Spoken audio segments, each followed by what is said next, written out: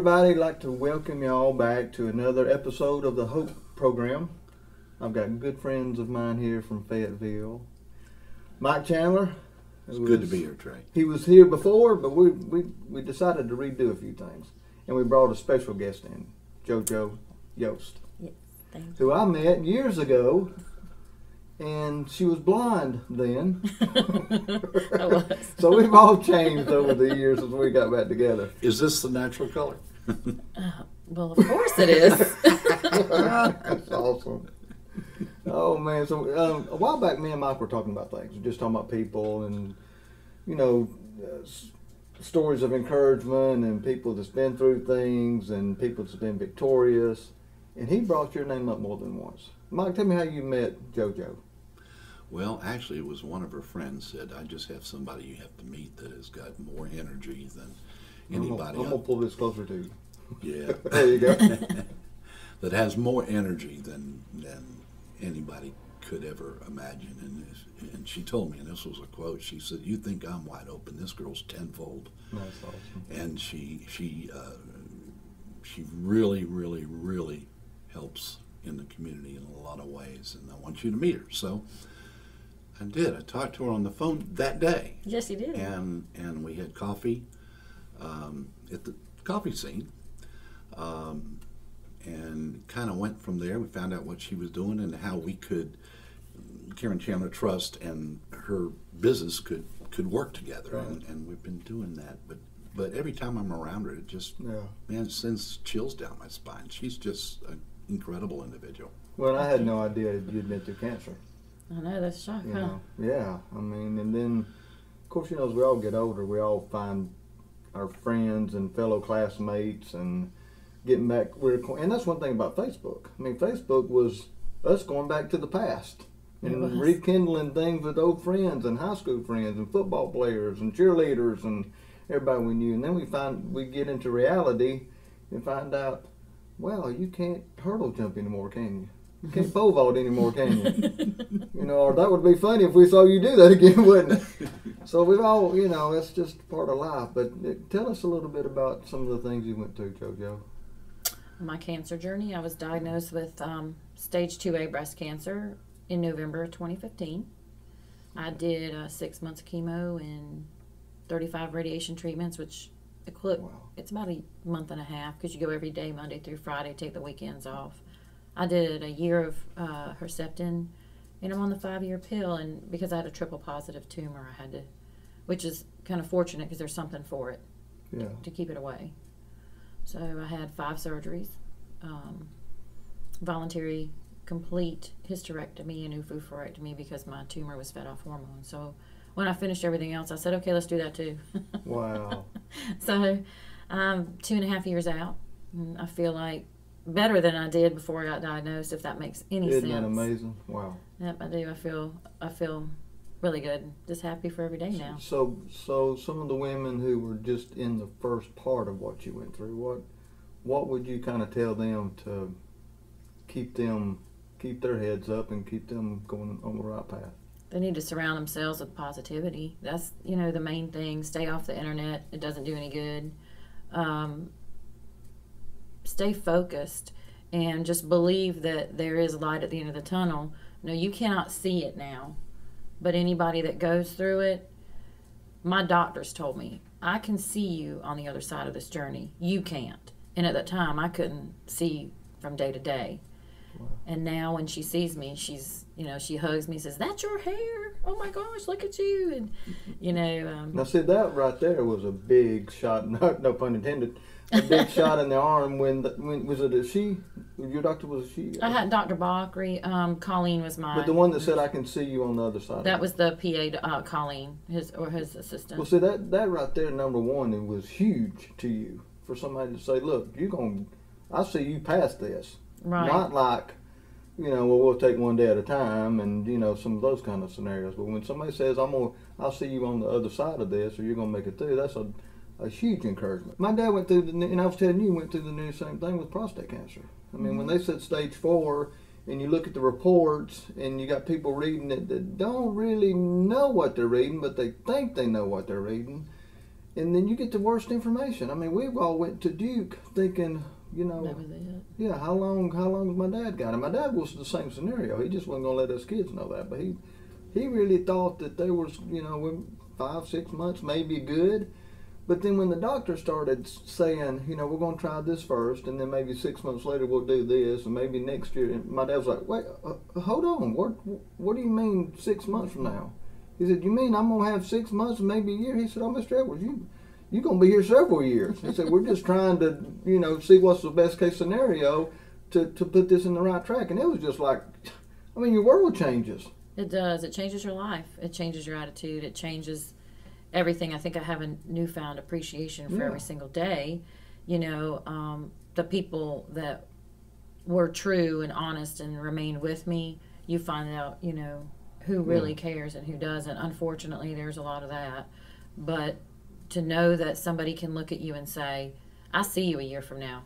I see you 2 years from now. And, you know, big support, and I love it. My dad went from then feeling terrible and just not, you know, trying to, okay, how am I gonna, what I need to do for these next few months or weeks or, you know, a year at the most I got to live. How do I need to get my stuff in order to, let's get home so I can get out and work in the yard. You know, Isn't that great? Yeah, it's just funny how all of a sudden that light just opens, you know, cuts through all the darkness. Attitude is everything. Yeah, and I know, Mike, from what you do with your trust fund company and all that stuff you're doing, Karen Chandler Trust.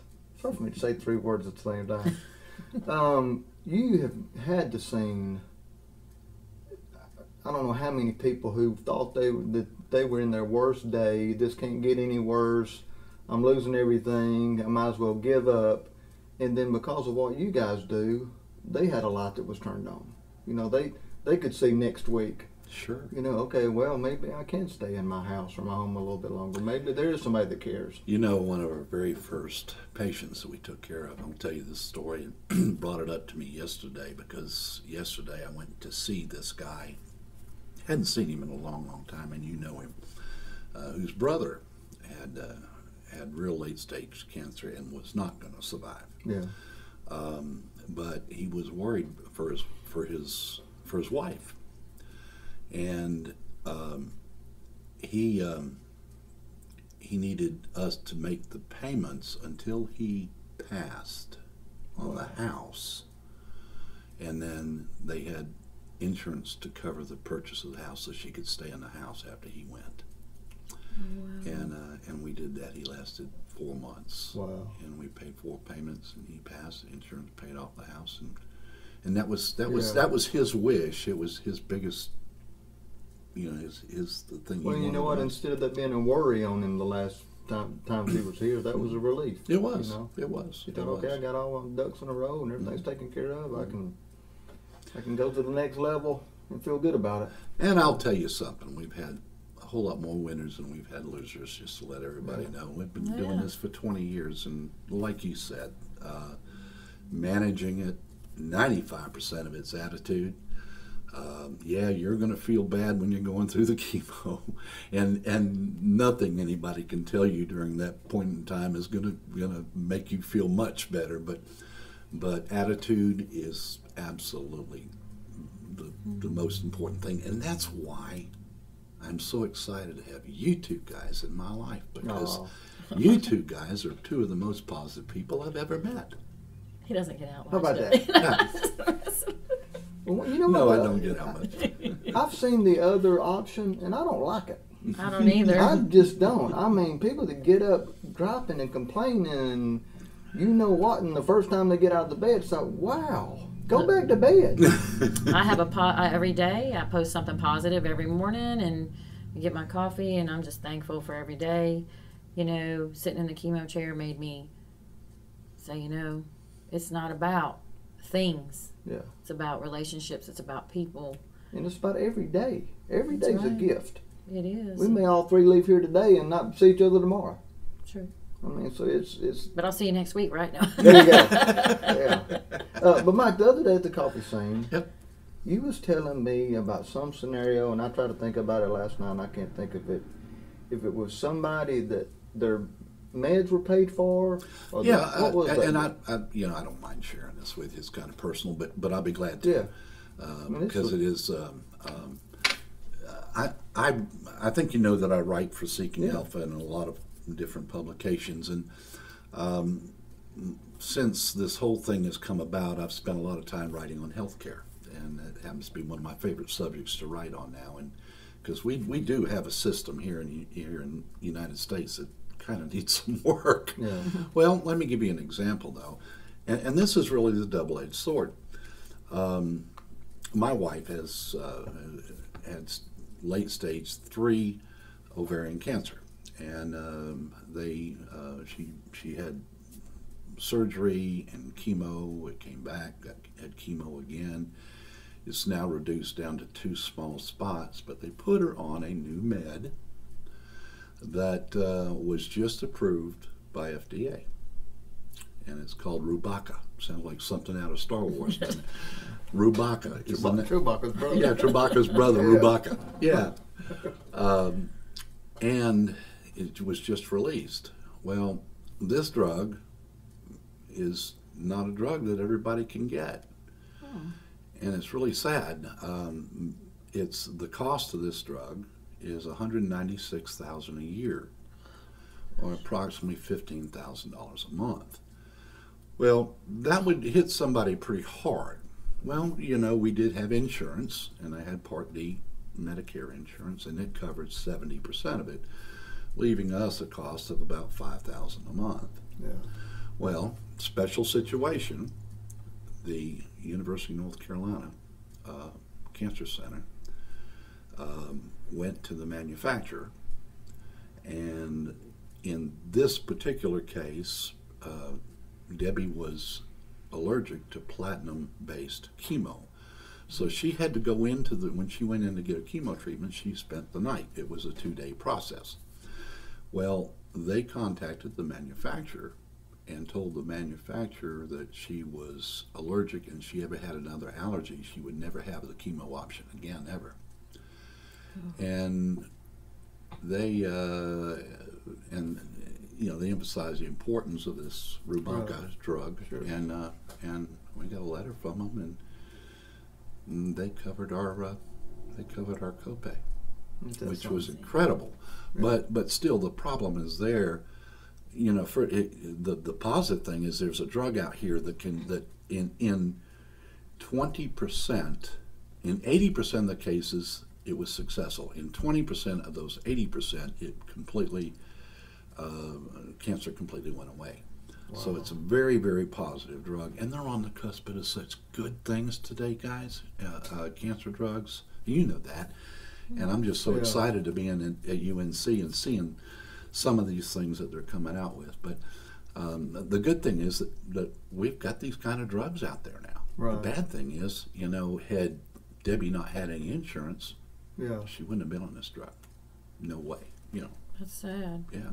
Well, and it was also a testimony for you guys, just seeing that even though you run into a wall sometimes, if you got a little bit of hope, things are going to work out. Yeah, we believe. We got lots of faith. Absolutely. Lots of faith. Well, and it's sometimes, we bring more on ourselves by worrying. And I see people doing that. I mean, worry.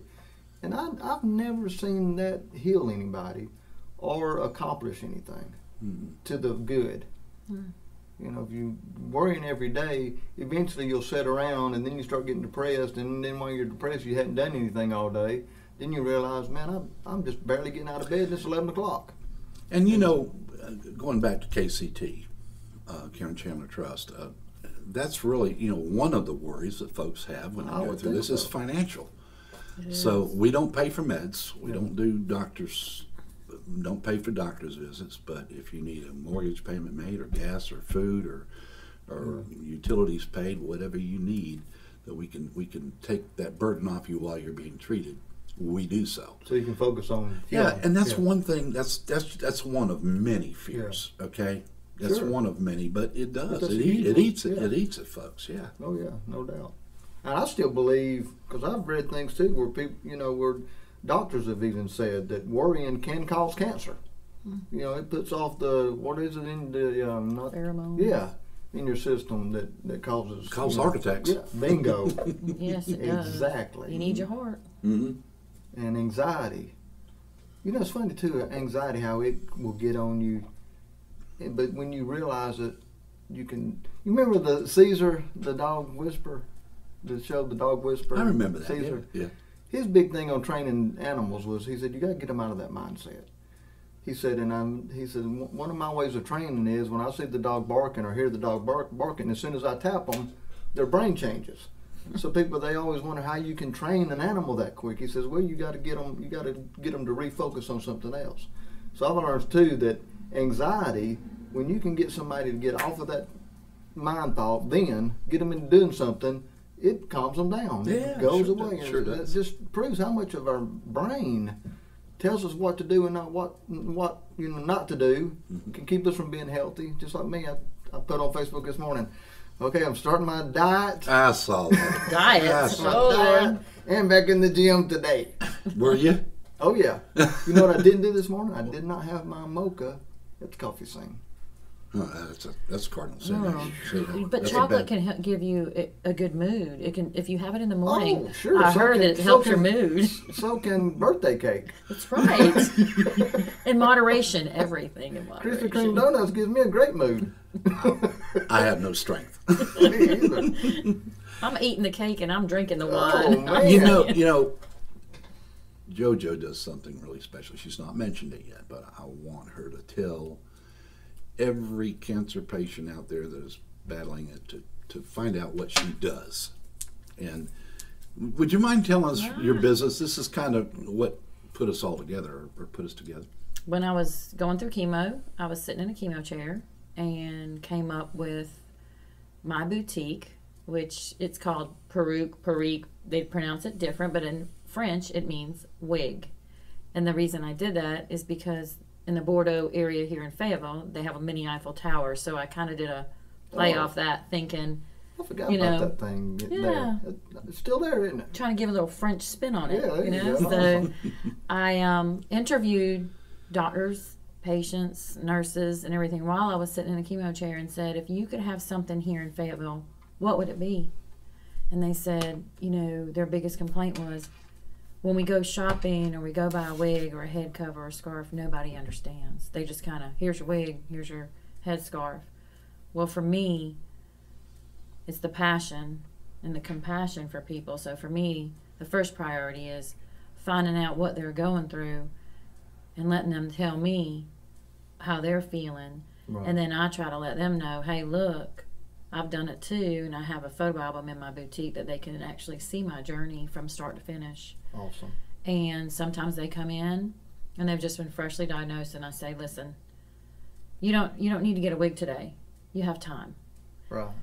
We can try them and play dress up, but it's going to be dress up to you. How about you come back when you're ready, go home and enjoy your family, enjoy your kids, you know, go do something great today. Go eat that cake. Go do something fun, because your journey's going to be tough. Yeah. But it's not the end of your life. It can be the beginning of a new chapter, and it was for me. And I love what I do. Love it. Yeah. Well, it's awesome you told her that instead of trying to sell her one right then while she's in the store. Would never. Which means you care, you know. Yeah, never. I've turned away a lot of people because not turned them away, but just said, you know, hey, look, you're not ready yet. And because it could, you know, financially people are strapped and Yeah. they're going through a lot, and I want to make sure that when they make this decision, that they know what they're doing. And, you know, I could easily take their money, Yeah. but I wouldn't do it. I won't do Just it. cross that bridge when you're ready. Yeah. And that's one of the things that KCT is doing with her is Yes. if you've got a patient that lives in Cumberland County that needs a wig, we're going to make sure she gets one. Yes, he's done that too. I've How had about a that? patient come in that couldn't afford one, and Mike came over and said, "Oh, here she go. Yeah, she can have one." Wow. I mean, you know, and Do I you see a big change in their personality and how they feel when they put that on and it's amazing. Attitude. is it? You know, they'll come in depressed, and after I talk with them, and I might spend 2 or 3 hours with someone, Yeah. but when they leave and they've got that wig on, and they'll say, cut the tag off, and they'll wear it out. Wow. And you can just see them light up. And to me, that's what it's all about. That's why I do what I do. Yeah. It's not not to sell the wig.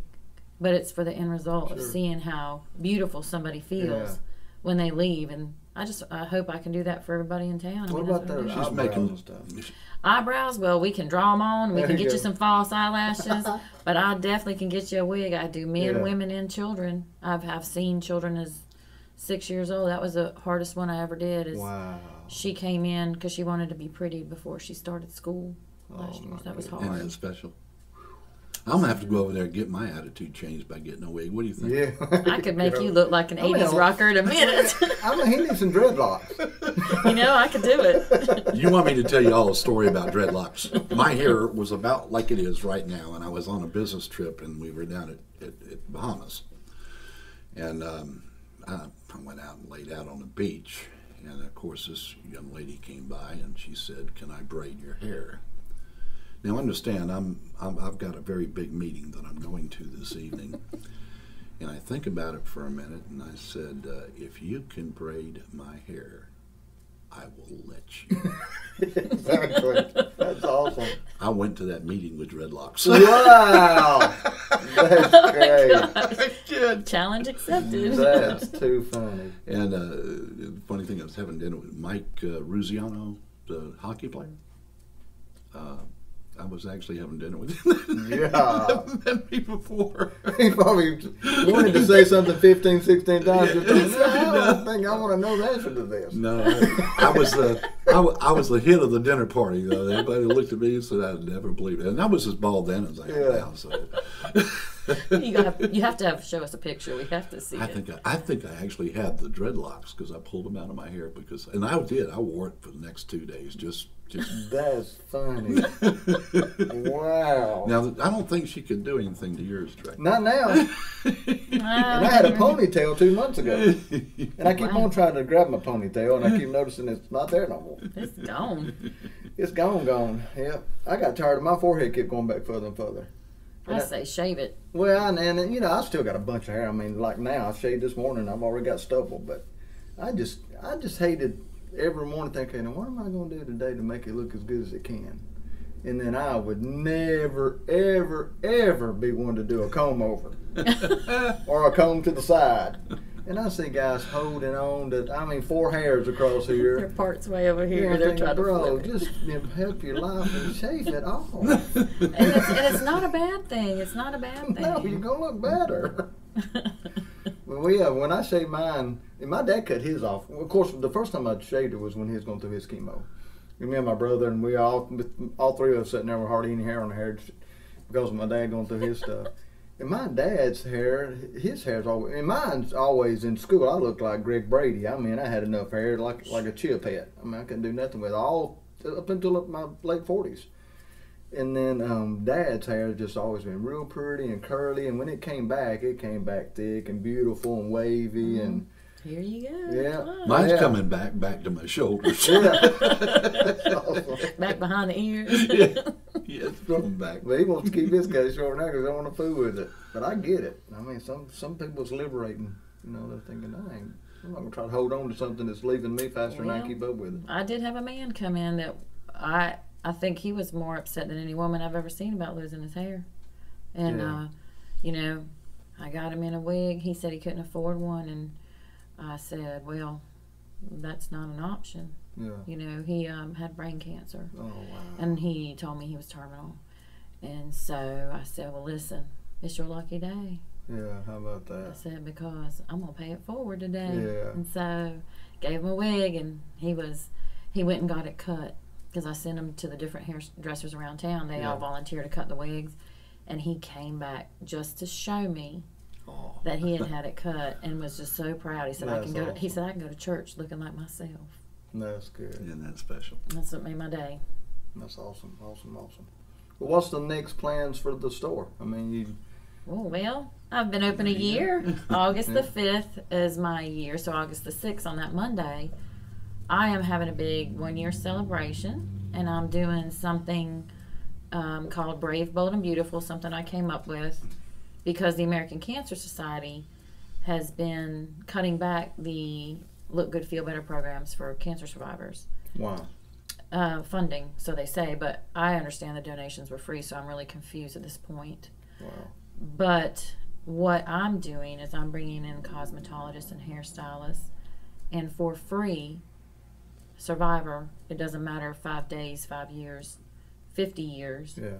they can come in and get their makeup and hair done that's or their wig awesome. done for free, and there'll be food, and I'm going to have swag bags and Oh, cool. door prizes and some radio and TV, and it's just going to be a really good time where other survivors can connect and see people at different stages.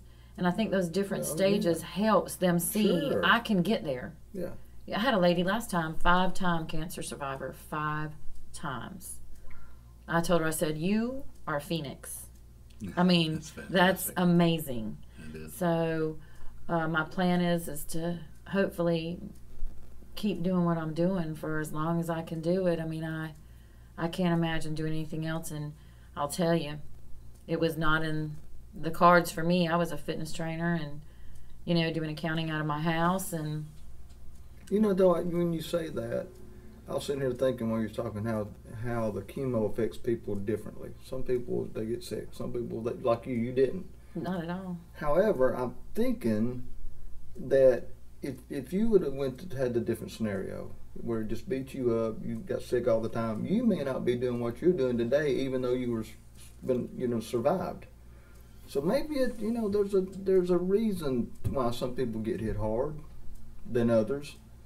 And like I was telling you earlier, I got a buddy of mine that drove from not Oak Island, Topsail Island, at the beach, drove all the way to Raleigh, where he had his treatments every single Monday. Drove himself with the That's terminal hip tough. cancer, That's tough. and he threw up until they got him on some kind of marijuana pill or something to keep him from throwing up so much. But he made it through. 11 months and made it through it. But drove himself every single Monday. Can't imagine. I can't even, Oh, I I know just what can't Debbie imagine. and I went didn't through. feel good enough to do that. Yeah, and driving Debbie to UNC, there's no way. I couldn't have driven driven. us. They She told couldn't. me No, because they infused me with steroids and Benadryl and Yep. 2 types of anti-nausea meds Yeah. before they even gave me the chemo, and said, because that's considered a DUI if you try to drive on it, because I too had a reaction to Yeah. chemo, and I was concerned that I wouldn't be able to finish. So I took all the infusions. I walked out of there feeling dazed and confused, Yeah. but to keep my mind sharp, I wrote a business plan. And You did great. You did great. And by the way, she mentioned this thing on the 6th, right? Yes, 6th of August from 10 to 4. Debbie went Cool. to her last one, and it was absolutely phenomenal. Oh, that's It awesome. was incredible, and she had a great time, by the way. We had a good so we look time. forward to that. On I the can 6th. imagine that last treatment's got to be, wow. This is the last one. This is it. I've made it through all the other ones. This is going to be a I field goal. celebrated. I'll Yeah, tell you, I ringing bought that pink bell. tutus. When you ring that bell, you want everybody to hear it. Absolutely. And I had a Oh, they pink got a tutu. bell at the- They do. Last thing you do, you ring a bell. When It's you leave. engraved. Yep, it's beautiful. You get up to ring the bell. They give you a balloon, and everybody comes and stands. All the nurses and doctors from your Yeah. treatment, and you get congratulated by everyone. And to me, it was bittersweet because you sit in cubicles with people that are going through treatment. Sure, yeah. And some of the people that I sat with, and I got to know their kids, their family, some grandkids. And it was hard for me. I have to admit I have a little survivor's guilt over it because I walked away knowing that I finished chemo. Right. And there's some people at that cancer center that never, Yeah. ever will finish. They will do it till the day that they pass. Right. So people should take the time, I think, in their life. Go over to that cancer center and spend some time. It will humble you and it will change you. It will make you see things differently because there are, cancer doesn't discriminate. Oh, exactly. And you're seeing all kinds of people, all ages, all sizes, all religions. It doesn't matter. Donate some time to Friends of Cancer. It's a great organization Yes. over there. Dr. Bakri and Colleen. I I love. called her a little bit. I love her. Anyway, what sweethearts. They were very instrumental in getting us started 20 years ago. We have our 20th year anniversary How about that? October 4th. Dr. Bakri and Dr. Brian helped start that cancer center, Yeah. and they were both my doctors. And when I opened my boutique, I got just a huge floral arrangement from the hospital, from the Wow. cancer center. I kept telling them I was going to do it while going through chemo, and I know they thought that's the chemo talking. I was like, listen, I don't have chemo brain, you know. Yeah. And Now, I my kept telling them I wife wanted to uses do it. that on me all the time. I got Well, a husband might be a different story, You but know, hey, hold on. I think if they know enough to say that they're using that they wasn't using it. I'm gonna tell you right now, a husband I'm might a need man. chemo. You need chemo brain. I just had chemo brain. Okay. I can't That's when remember. you say no. For you to even think that you had chemo brain tells me Hey, that you use first that of as all, an excuse. Chemo brain is real. Oh, I'm sure. But, you know, when she teams up with another female in the hospital, one of the nurses says, "You'll always have chemo brain." And she looked at me and she smiled. She said, "See." That's right. Think about it. That's the excuse, and we're Wow, sticking to it. that's It works. Awesome. That's almost start using. Well, okay, no, I'm not You bring it on can't- me. You might have early. secondary from your dad. Secondary chemo brain. I hang around my dad. I got chemo brain. Yeah. It's contagious. Yeah, exactly.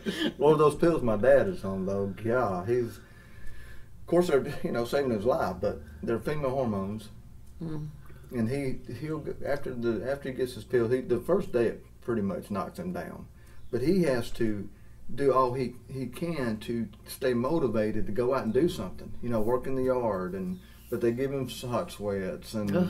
And I've seen him out I there know one day. about Said, "See, son, this is what that stuff does to me." And it just dripping off his hands like somebody pouring water over his arm. And he said, "The worst thing is," he says, "one day," he said, "I can look out there in the yard," and he said, "There's not a fly or anything in that yard that I want to hurt or get hurt." He said, "That day after that, every squirrel I saw want to yank his head off." Hello, welcome to our world. He said, "One minute I'm sitting there wanting to cry, next minute I'm mad at the world." Yeah, I have But he- hormone blockers. I take a 5-year pill, so it blocks everything. I guess I have no emotion. But it's hitting him right the opposite. I mean, even when he went to the doctor before last, we're talking about his, everything he was going through and how the medicine was affecting him. He said, everything's really okay. He said, my hair's come back. And he said, I noticed my hair, I don't have much hair on my arms or on my hands anymore like I used to. And the doctor said, well, do you see a lot of women with hairy arms or hairy hands? He said, well, I didn't think about that. He said, that's one of the side effects of your medicine, And he said, well, I think I can handle that then. Yeah, it's a tough journey, but I think that's one reason I started this Hope channel, because hope gets you through all kind of scenarios, whether it be physical, whether it be your job related, whether it be friends that's just turned their back on you and ran off. I mean, family members. If you don't have hope, then you're pretty much you're going back. You're bringing the end of your life, I think, a whole lot closer to you. Oh, I think so too. Hope is, you got to get up and look Yeah. forward every day. I think the day that you don't either try to learn something or go forward with your life in any such way is the day that you start. Man, I try to learn something new every single day, and I aggravate people on my social media channels because I'll put bait out there just see if they'll buy You it. do. You're good at that. And I always said, okay, I'm gonna post this and watch here You comes got- here comes the fish. You got to ask JoJo about her mistakes. Oh. This will be real good. Yeah. I was in a store the other day, and I saw this little sign in the store, and I was looking for stuff for my boutique, and there was this sign that says, "I don't make mistakes, I just date them." Oh, So I took a wow. picture with it because it's That's true. funny. And so I took the picture, and everybody's like, all my girlfriends who are single, they're like, "Where'd you get that sign?" They all want it. I said, "Well, here's my sign, that's for sure."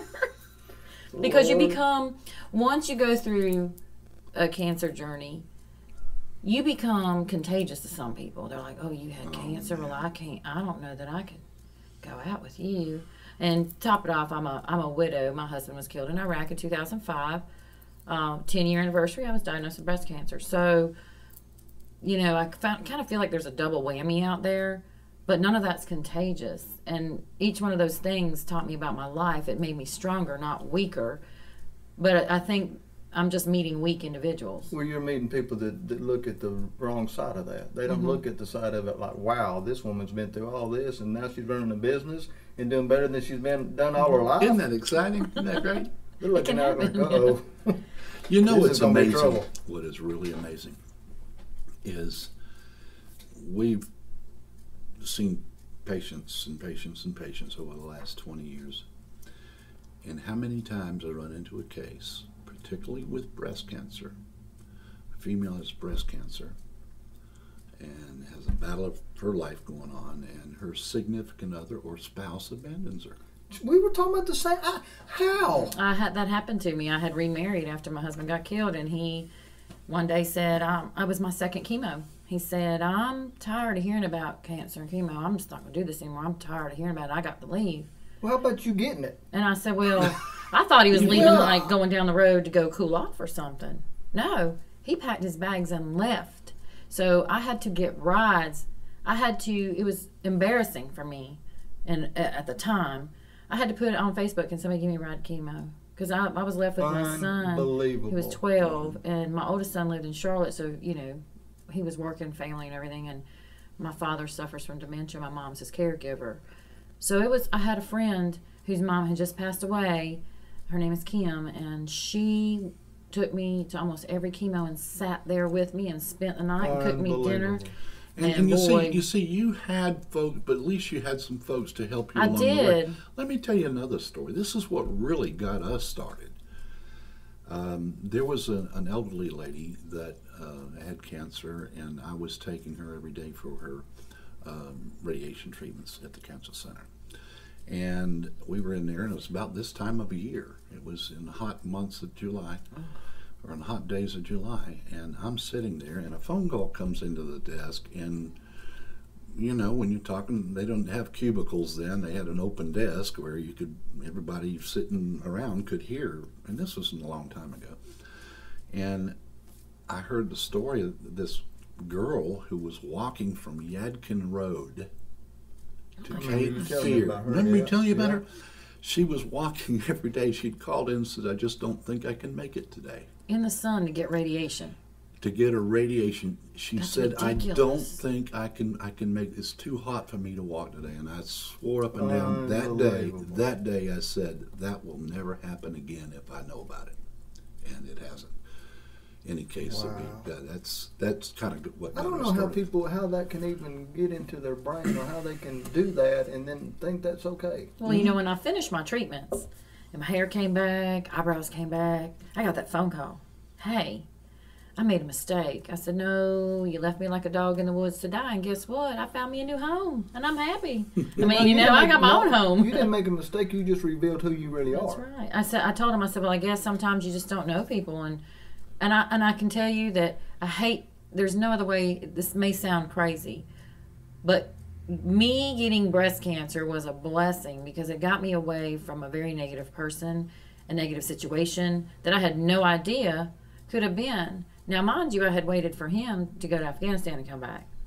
He could have come home with no arms and legs, and I would have done whatever it had. Sure. And I was able to walk, talk, feed myself, do all those things, but because Barbie fell off the shelf and got broken, we couldn't have it. I don't know how any guy can even think he has a man card at all that can do something like that. I took it. I took that card. I got it. I cut it up. Well, I'm fortunate. all my buddies, all my military buddies here are first class guys, good Christian men, good families, good dads, special forces guys. So they ain't just working on tanks and doing things. I mean, they do what they do for a living, but they're great guys. And I was talking to one of them a few years ago about particular same kind of scenario you're talking about, and I was like, man, how can this dude be this way and be in the military to support his family and country, and then have these kind of actions? He said, bro, you know what we call those people? I said, what? He said, posers. Mm-hmm.